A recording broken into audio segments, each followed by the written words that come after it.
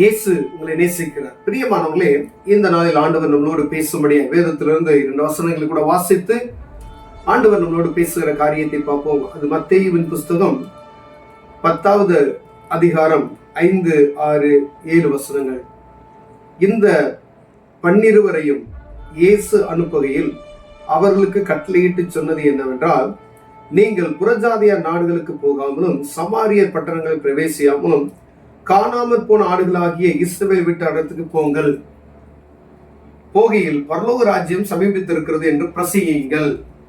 வியாதி உள்ளவர்களை சுத்தமாக்குங்கள், குஷ்டரோகிகளை சுத்தம் பண்ணுங்கள், மரித்தோரை எழுப்புங்கள், பிசாசுகளை துரத்துங்கள், இலவசமாய் பெற்றீர்கள், இலவசமாய் கொடுங்கள் என்றார்.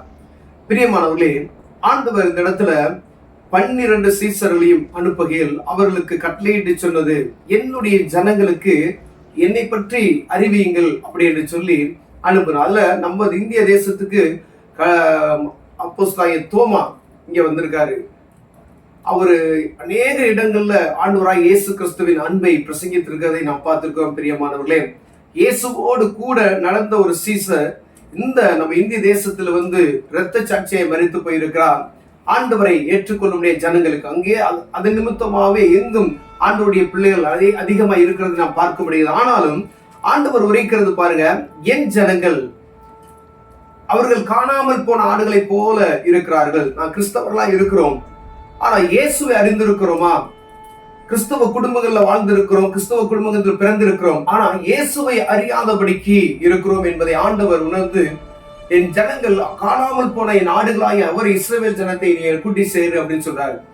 அப்ப எங்கும் நம்ம பாருங்களேன், ஒருவேளை அநேக கிறிஸ்டியானிட்டிக்கு போய் நமக்கு சுவிசேஷம் சொன்னா என்ன சொல்றாங்க, கிறிஸ்தவர்களுக்கு எதுக்கு சுவிசேஷம் சொல்றீங்க, வேறவங்களுக்கு போய் சொல்லுங்க அப்படின்னு சொல்லுவாங்க. ஆனா இயேசுவை அவர்கள் ஏற்றுக்கொண்டிருக்கிறார்களா பார்க்கணும். இயேசு தெரியும், ஆனா அவர் தான் ரட்சகர், அவர் தான் உலக ரட்சகர் அப்படின்னு சொல்லி அவங்களுக்கு தெரியல. அப்ப ஆண்டவராக இயேசு கிறிஸ்துவ இந்த பூமிக்கு வந்ததின் நோக்கத்தை நாம் முதல்ல அறிந்து கொள்ள வேண்டும். அவர் வந்ததின் நோக்கம் மனுக்குலத்தின் பாவத்தை மீட்கும்படியாய் ஆண்டவர் வந்திருக்கிறார் என்பதை ஒவ்வொரு கிறிஸ்தவ மக்களும், கிறிஸ்துவை அறிந்து கொண்ட மக்களும், கிறிஸ்தவ குடும்பம் என்று சொல்லக்கூடிய ஒவ்வொருவரும் அறிந்து கொள்ளும்படியா ஆண்டவர் வாஞ்சிக்கிறார். பிரியமானவர்களே, அப்ப கிறிஸ்தவர் குடும்பத்துல பிறந்தது நிமித்தமா நான் கிறிஸ்தவர் அப்படின்னு சொல்ல முடியல. ஏன்னா இயேசுவை அறியல, வேதத்தை நம்ம வாசிக்கிறது கிடையாது, கடமைக்காக ஆலயத்துக்கு போகிறோம். ஆனா ஆண்டவர் சொல்கிறார் அவர்களை தேடு அப்படி. அதனாலதான் மீண்டும் மீண்டுமாய் உங்களுக்கு சுவிசேஷத்தை யாராவது சொல்லிக்கிட்டே இருக்காங்க பாத்தீங்களா. எங்கும் சுவிசேஷம்.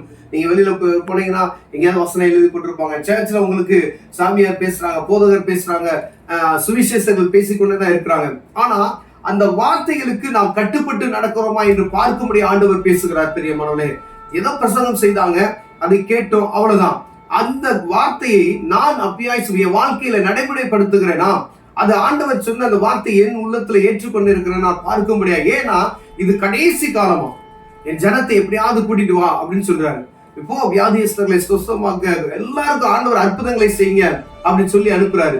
ஆனா என் ஜனங்கள் அவரை அறியாதபடி இருக்கிறார்கள், ஆண்டவரை அறியாதபடி இருக்கிறார்கள் என்று சொல்லுகிறது வேதம். அப்ப ஒவ்வொருவரும் நம்ம என்ன நினைக்கிறோம், கிறிஸ்தவர்களா பேருக்கு இருந்தா போதும், சர்ச்சுக்கு போயிட்டு வந்தா போதும், அப்படி ஏதோ திருவிழாவுக்கு மட்டும் சர்ச்சுக்கு போனா போதும் அப்படின்னு நினைக்கிறோம் பார்த்தீங்களா. அது அல்ல. ஆண்டவரை முழுமையா என் வாழ்க்கையில ஏற்றுக்கொண்டு அவருக்காய் வாழக்கூடிய ஒரு வாழ்க்கை. பழைய ஏற்பாட்டின் காலம் பார்த்தீங்கன்னா இஸ்ரவேல் ஜனங்கள், ஆண்டவர் பாருங்க, ஒருங்கிணைந்த குடும்பங்கள், அப்படியே மக்களும் ஆண்டவர் அப்படி இணைந்து நடக்கிறதை நான் பார்க்க முடியும். பிரியமான அதான் சொல்றாரு ஆண்டவர். அவங்க வெளியே போகும்பொழுது தேவ பிரசன்னத்தோட போவாங்க. மேகஸ்தம்பம் விழுந்துள்ளும் போது வெளியே போவாங்க, மேகஸ்தம்பம் கூடும்போது என்ன செய்வாங்க, பாளையத்துக்குள்ள வந்துருவாங்க. அப்ப பாருங்க, எவ்வளவு ஒரு ஒற்றுமையா ஆண்டவருக்கும் அவர்களுக்கும் இருந்த அந்த ஐக்கியம். அதே போல ஆண்டவர், இவர் என் ஜனங்கள் அறியாதபடி இருக்கிறார்கள், கிறிஸ்தவர் என்று சொல்லுகிறோம், ஆனா என்ன அறியாம இருக்கிறாங்க அப்படின்னு சொல்றாரு ஆண்டவர். அதான் அவங்களுக்கு போய் நீ சொல்லு, அவங்களை திருப்பி கூட்டிட்டு வா. அதுதான் ஆண்டவர் பிரியப்படுகிறார். பிரியமானவர்களே, இயேசுவை அறிந்திருக்கிறோமா? யார் இந்த இயேசு கிறிஸ்து? வேத புத்தகத்தை நம்ம வாசிக்கணும். சாமியார் சொல்றாங்க அதை கேட்கணும், போதகர் சொல்றாங்க கேட்கணும், ஃபாதர் சொல்றாங்க கேட்கணும், பிரசங்கிமார்கள் சுவிசேஷர்கள் பிரசங்கிக்கும் பொழுது அந்த வார்த்தைகளை கேட்டு அதை உட்கொண்டு அவர்களை அறிந்து கொள்வதற்கு, இயேசுவை அறிந்து கொள்வதற்கு, வசனத்தை அறிந்து கொள்வதற்கு, இந்த சத்தியத்தை அறிந்து கொள்வதற்கு ஆண்டவர் நமக்கு கிருபை அளிக்கும்படியே நம்ம ஜெபிக்கிறோம். பிரியமானவர்களே, இயேசு சுவாமி எனக்காக இந்த பூமிக்கு வந்தார், என்னுடைய பாவத்தை மீட்கும்படி எனக்காக அவர் ரத்தம் சிந்தினார் என்று அறிந்து கொள்ளும்படியே முதல்ல நம்ம அறிந்து கொள்ளணும். அதை கிறிஸ்தவர்கள் ஒவ்வொருவரும் எனக்காக ஆண்டவர் பாவம் என்னுடைய பாவத்தை மன்னிக்கும்படியா இந்த பூமிக்கு வந்தார் என்கிற அந்த உண்மையை நம்ம அறிந்து கொண்டு பிறருக்கு நம்ம அதை சொல்லும்படி ஆண்டவர் வாஞ்சிக்கிறார். பிரியமானவர்களே, நம்ம முதல் அறிந்து கொள்ளணும். அதுக்கு தான் ஆண்டவர் சொல்லுகிறார், ஒரு ஆட்டுக்குட்டிக்காய் அவர் வருத்தப்படுகிறதே, ஒரு ஆட்டுக்குட்டியை அவர் பரிதபிக்கிறதே, ஒரே ஒரு ஆட்டுக்குட்டி காணாமல் போன அந்த கதையை நம்ம எழுதப்பட்டு இருக்கிறது. பிரியமானவர்களே, ஜனங்கள் வெட்கப்பட்டு போவதில்லை என்று சொல்லி இருக்கிறார். பிரியமானவர்களே, ஆண்டவராக இயேசு கிறிஸ்துவை அறிகிற ஞானம் நமக்கு வரணும் சொல்லி ஜெபிப்போம். வேத புத்தகத்தை வாசிப்போம், இயேசுவை அறிந்து கொள்வோம். இயேசு எனக்காக ரத்தம் சிந்தினார் என்பதை அறிந்து கொண்டு ஆண்டவரோடு இணைந்து நடக்கிற அந்த கிருபையை ஆண்டவர் நமக்கு கொடுக்கும்படியே வாஞ்சித்து ஜெபிப்போம். கண்களை போடுவோம். அன்பின் தகப்பனே, ஆண்டவரே, நாங்கள் கிறிஸ்தவராய் இருக்கிறோம். ஆண்டவரே, இயேசுவை முழுமையை அறியாதபடி, இயேசு எதற்காய் பூமிக்கு வந்தார் என்கிற ஆண்டவரே அடிப்படை அறியாதபடிக்கு நாங்கள் இருக்கிறோம். அப்பா ஆண்டவரே, எங்களுக்காக ரத்தம் சிந்தி எங்களுக்காக பலியாக்கப்பட்டீர் என்கிற அந்த கிருபையை ஆண்டவரே, எங்களுக்கு கிருபையா நீ சிந்தின ரத்தத்துக்காக நாங்கள் நன்றியோடுமை துதிக்காக அறிந்து கொள்ளத்தக்க கிருபைகளை தாங்க நாங்கள் ஜெபிக்கிறோம். இயேசுவின் நாமத்தில் பிதாவே, ஆமென்.